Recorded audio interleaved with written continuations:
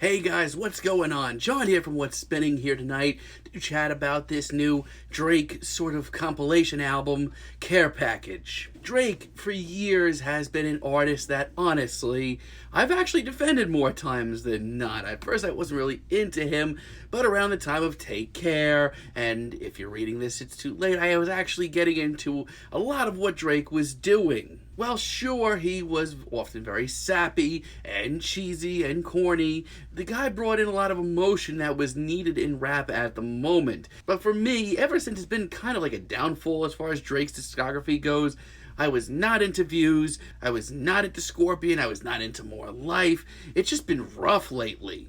That being said, though, I have a weird theory that almost every time Drake puts out an album, no matter how bad it gets, there's always that one track that actually really still kind of hooks me back in, whether it be Nice for What, or Passion Fruit, or even Hotline Bling. But now, out of nowhere, literally out of nowhere, Drake has given us this brand new compilation of tracks that were recorded between like 2011 and 2016, I think. Let's chat about this. The album starts off with Dreams Money Can Buy, and honestly, it's a very whimsical start.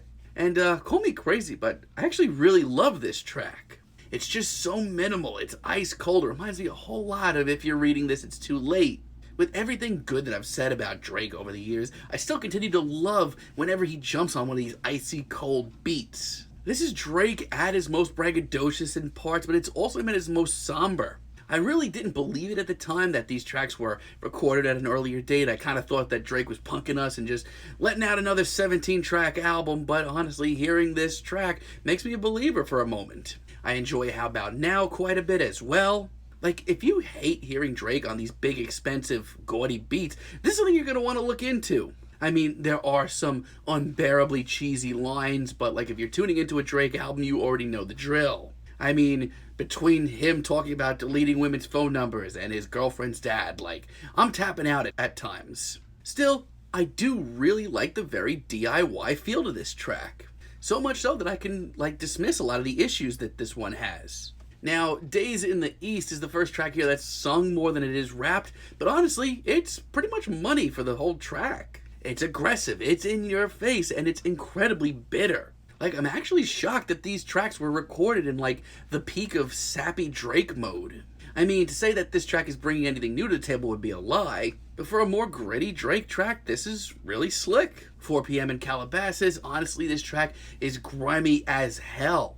I love how dark, even grisly this track is. Like, Drake here legitimately sounds like a killer. If you liked If You're Reading This, It's Too Late, check this track out. Like, honestly, take a second, listen to this track, and compare this to, like, dance hall Drake. This is ridiculous. His one-liners are solid, and compared to the rest of this compilation, his pop culture references are pretty on point. Not to mention, it continues to be so fascinating to hear Drake just so cutting, so bitter. The sheer amount of confidence in this track just does this compilation wonders at points.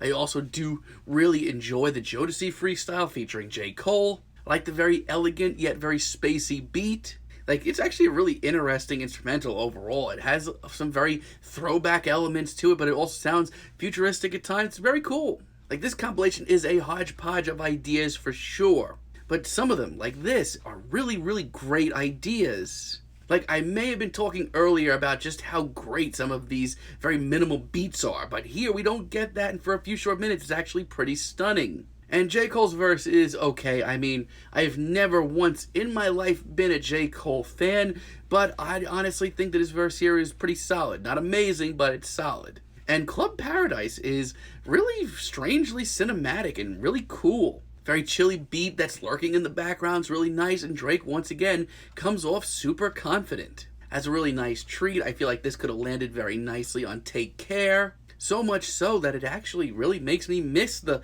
Take Care era of Drake. And his singing towards the end of this track, it's like really, really classy. And it just reminds me that I am, for a few minutes, in the presence of something legitimately special. But being that this is a compilation, this is in every way like a real mishmash of ideas. There are some really great tracks like I just went down, but there's also a lot of garbage that's just glaring you right in the face, and it's just so obvious why this never really reached the surface and got on a Drake album in the past. With Trust Issues, I start getting some really iffy feelings. Let's be real, this chili beat is gold. The production here is really great too. But this singing, no thank you. No, this is really bad.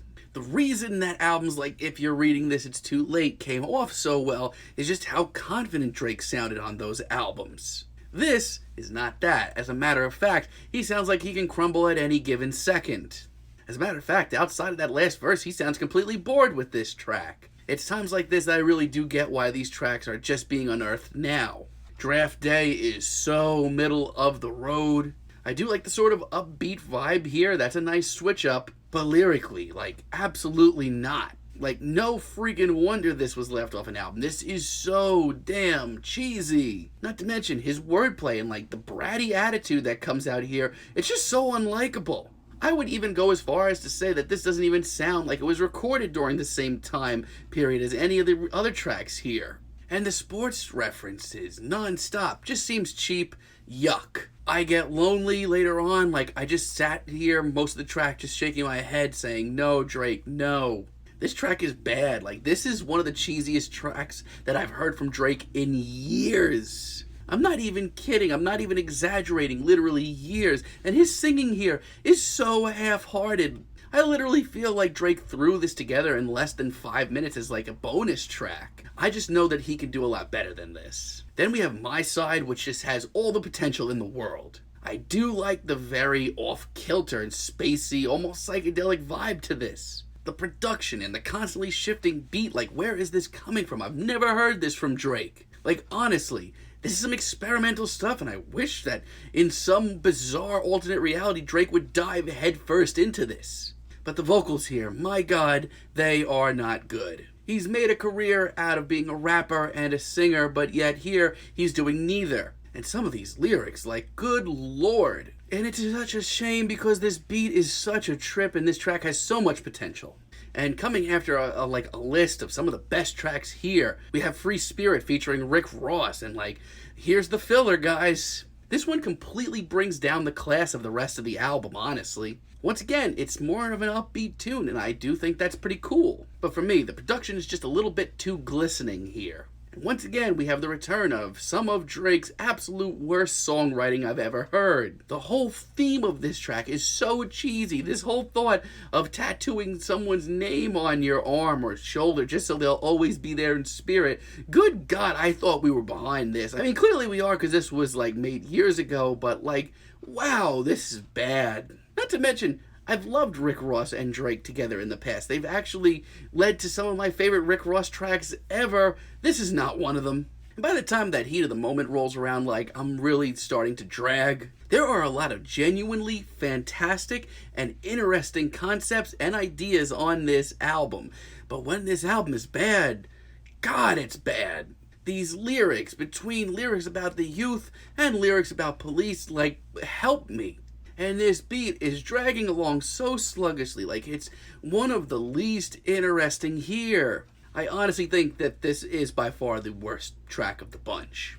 And that prolonged phone conversation at the end, I'm tapping out, guys. But I digress. The rest of the tracks here are pretty firmly in the middle of the road, some good and some bad. The motion isn't the worst thing here. I actually think the sung hook here is pretty freaking solid. It's a little bit more on the polished side compared to the rest of this compilation. I'm pretty shocked that this one actually didn't make the cut, to be honest. But once again, it's Drake at his most cutting, it's his most bitter, getting into friendships and loyalty. My only critique here is that it's a little bit too bouncy for my liking. Like, I would have loved this track if it was just maybe a little bit easier, but it's a pretty solid track overall, and Sampha's contributions are pretty great. We have 5 a.m. in Toronto later on. Like, how do I have this many mixed feelings on this compilation? Look, the grisly backbeat here, and Drake's absolutely vicious performance is fantastic. But I feel like some of the synths here are just kind of obnoxious and not something that I think that should be here at all. But the good outweighs the bad on this track, and I think that's just kind of a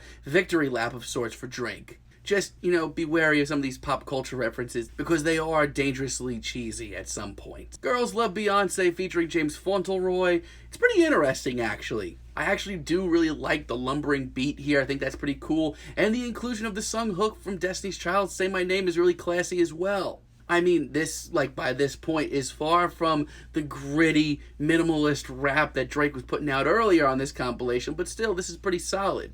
And Paris Morton music is pretty great as well.